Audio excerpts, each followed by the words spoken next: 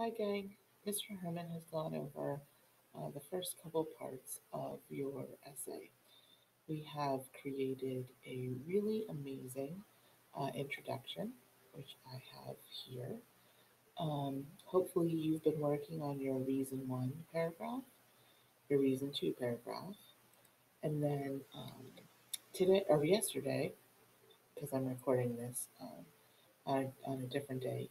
Yesterday, you should have gone over the parts of the refutation or aster paragraph.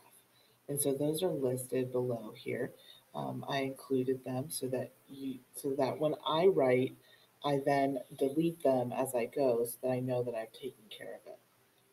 I'm going to look at today a conclusion. And the problem that we have with our conclusion at this point is that you have chosen either to support that Charlemagne is a great Christian king or to support that Charlemagne is not a great Christian king. So when you're looking at your conclusion, you're going to want to frame it in a way that makes sense to your overall essay. And so when we're thinking about this conclusion, we need to kind of keep that in mind. Now, in a good conclusion, when we're looking at the parts of a conclusion, there are several different parts that we can identify. So if we go into our Canvas document here, want to open up our Canvas course. And inside our assignments for this particular unit, we have been working out of this 10-7 argumentative essay guidelines. So if you click on that, you'll see we've done our first paragraph, second paragraph, third paragraph, aster paragraph, and then we're on to our fifth paragraph. So I'm going to highlight this because I want to include all of those things. I'm going to go back here to my actual document, and I am going to paste these three things in here that I need to include in my in my conclusion. One, I need to refer back to my hook, then I need some transition sentences, and then I need to restate my thesis. So if we go back and we look at our hook, we're going to notice that we wrote a narrative. So let's look at it here. 4,000 defeated Saxon warriors kneeled in front of Charlemagne's soldiers. They were scared, dirty, tired, and without hope. One man, a king, raised his voice to the crowd and yelled, "You Saxons have a choice. You can either bow to the Lord Jesus Christ or continue to worship your false gods. Jesus is a God of love and forgiveness, and I want you to go to heaven. However, I'm prepared to sacrifice you if you don't convert." The king heard no one ask for forgiveness and then instructed his warriors to position themselves behind the Saxons. Upon his command, the warriors stepped up to the Saxons and swung their mighty swords. So, this whole section right here is my hook. We've talked about this. It's a narrative hook. We have a good idea of what's going on here. What we need to do in our conclusion then is to look back to this hook and try and tie in the hook into our conclusion. If you watch any good movie, read any good book, you're going to notice that at the end, they're going to find some way to tie back to the beginning. That's what we need to do here. So I have started right here. I'm going to do this, and then I'm going to this, and then we're going to start here. So as 4,000 heads hit the ground, Charlemagne felt um, pride Now, let's say this. Charlemagne puffed up with pride as he thought about his reward in heaven. Charlemagne knew that the Lord wanted people to convert to Christianity and leave their false gods behind.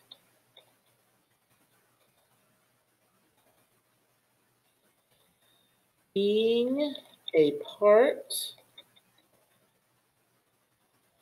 of God's plan made Charlemagne um, made Charlemagne confident in his choice. Okay, so as 4,000 heads hit the ground, Charlemagne puffed up with pride as he thought about his reward in heaven. Charlemagne knew that the Lord wanted people to convert to Christianity and leave their false gods behind. Being part of God's plan made Charlemagne confident in his choice. Okay, so we at this point have now kind of worked our way into our story. We've referred back to our hook. Now, if I was writing this would definitely lend itself to saying that Charlemagne was a good Christian king. Okay.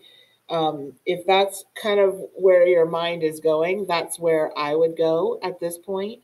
If you said that Charlemagne was a not so good Christian king, we'll get to that in just a second. So I'm going to just kind of put a little asterisk here that says for Charlemagne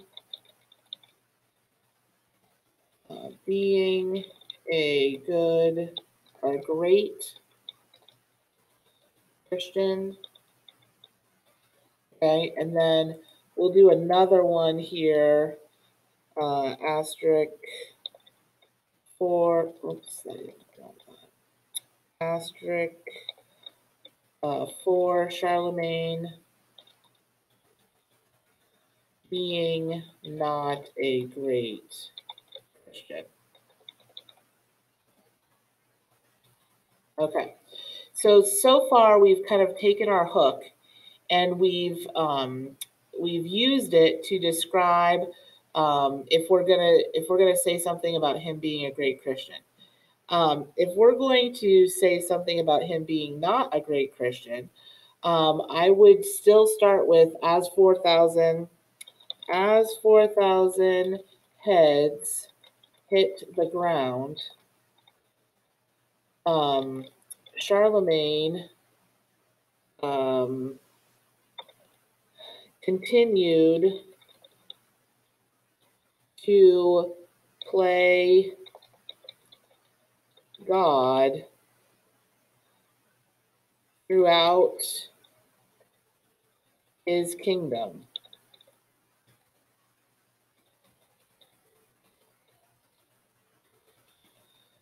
Okay, let's get me out of the way here. As 4,000 heads hit the ground, Charlemagne continued to play God throughout his kingdom.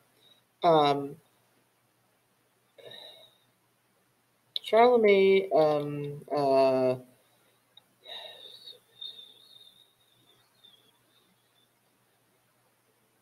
he believed that this was,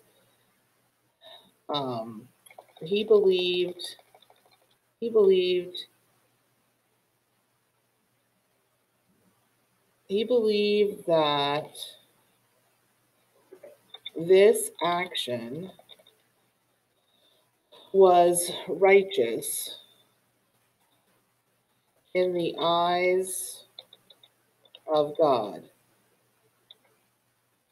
However, we know, however, Charlemagne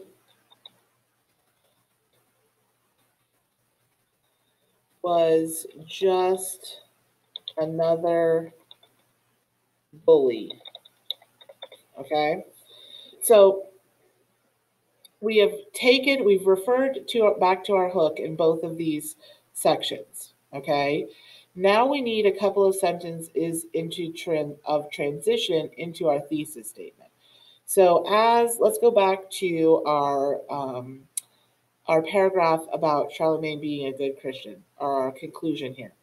As 4,000 heads hit the ground, Charlemagne puffed up with pride as he thought about his reward in heaven.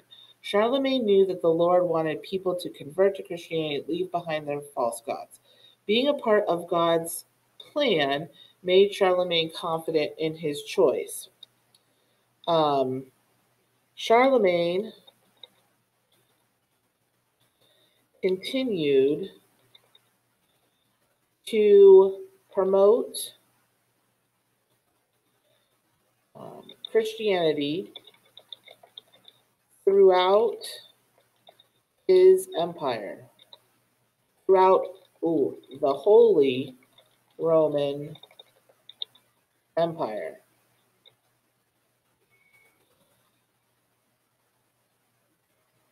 Okay, now let's go back up and look at our thesis statement. Our thesis statement says, without a doubt, Charlemagne was a. Okay, so let's copy this because I want to get it. I don't want to use it word for word, but I definitely want to get it down here correctly. So I'm gonna paste this down here, and then I'm gonna kind of work with the words here. Charlemagne continued to promote Christianity throughout the Holy Roman Empire until his eventual death. Therefore, Charlemagne was a great Christian king.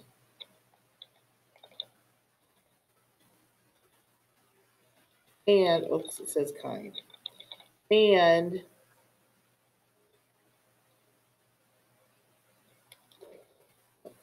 therefore, Charlemagne was a great Christian king as he, and then this is where you put your two reasons. Two reasons from above. Okay, so let's look at this. Let's read the whole thing and see what we got here. Let's take this. We're going to leave this here because we want to go down here and do it again. So let's look at this. As 4,000 heads hit the ground, Charlemagne puffed up with pride as he thought about his reward in heaven. Charlemagne knew that the Lord wanted people to convert to Christianity and leave behind their false gods. Being a part of God's plan made Charlemagne confident in his choice. Charlemagne continued to promote Christianity through the Holy Roman Empire until his eventual death. Therefore, Charlemagne was a great Christian king as he, and then we're going to use our two reasons up here from above. Okay? So that would be a concluding paragraph if I was writing an essay about him being a great Christian. If I'm writing an essay about him being not a great Christian, we need to finish up here. So it says, as 400 heads hit the ground, Charlemagne continued to play God throughout his kingdom. Oh, I don't like that at all. We got to fix this. This is not good. Let's start again. Okay. How about this? As the 4,000 Saxon heads hit the ground, there was a tremendous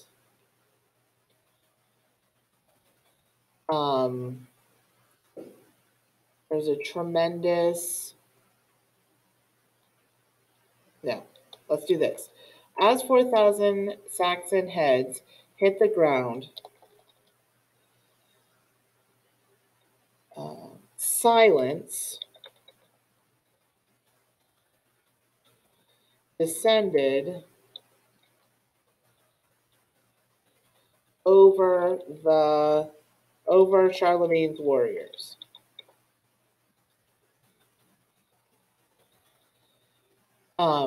His men obeyed the order. However, all felt that Charlemagne was exceeding his power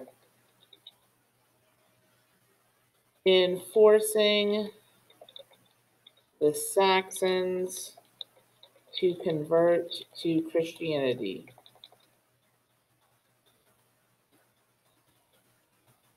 Let's see what we got so far. As the 4,000 Saxons had hit the ground, silence descended over Charlemagne's warriors. His men obeyed the order. However, all felt that Charlemagne was exceeding his power in forcing the Saxons to convert to Christianity. Many of the men decided to leave Charlemagne's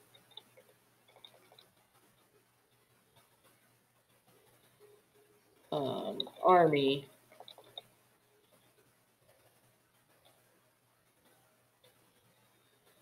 Many of the men decided to leave Charlemagne's army, never to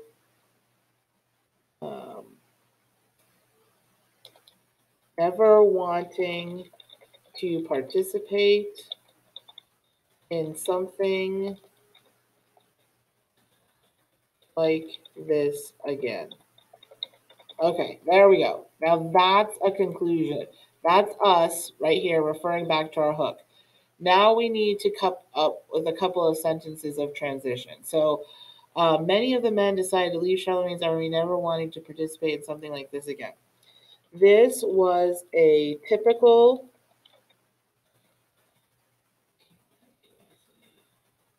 action of Charlemagne during his reign.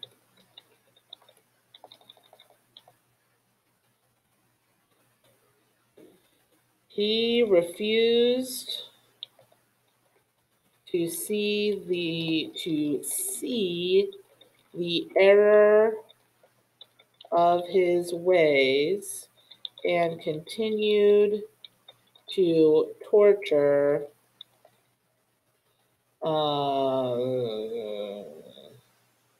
pagans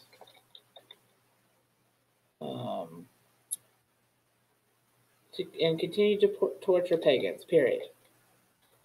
Okay, so now we got our referring back to our hook, our sentences of transition. Now we need to restate our thesis. Okay, so without a doubt, Charlemagne was a horrible Christian king.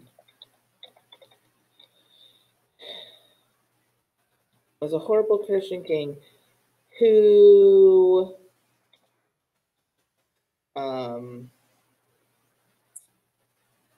did not promote. Okay, and then you're going to put your two reasons in here.